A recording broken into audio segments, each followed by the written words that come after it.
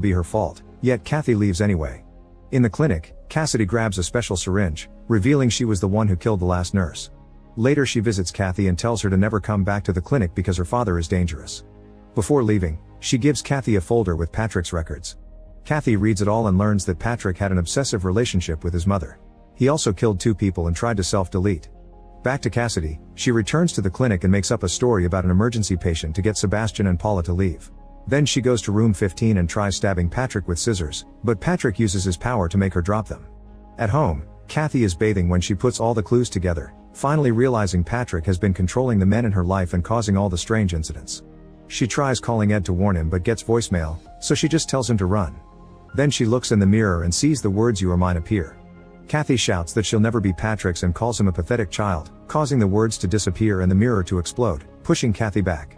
The incident is recorded by the voicemail and Ed hears it all, but when he tries to call her she won't answer. She's too busy removing all the glass shards from her bleeding body. Once she's recovered, she rushes to her car and sees Patrick in the mirror, but she drives off anyway. In the clinic, Cassidy goes to the lab to try to shut the power down, intending to end Patrick's life support. Patrick starts throwing objects at her with his powers and after she dodges them, a bunch of glass shards attack her.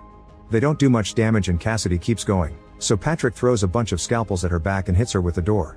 This still not enough to stop her and Cassidy reaches the power grid, only for Patrick to use it to electrocute her. As Cassidy slowly dies, Patrick has a flashback. He remembers spying on his mother and her boyfriend doing the naughty, so his mother slapped him for it and called him a perv. She even showed him her chest and taunted him with it before slamming the door. At that moment Sebastian comes back and enters his lab, only for Patrick to close and lock the door. Then Ed arrives and is welcomed by Paula, whose robotic movements and lack of speech show she's being controlled by Patrick. She guides Ed to another room and opens the big freezer, where she pushes Ed in and locks him up. Soon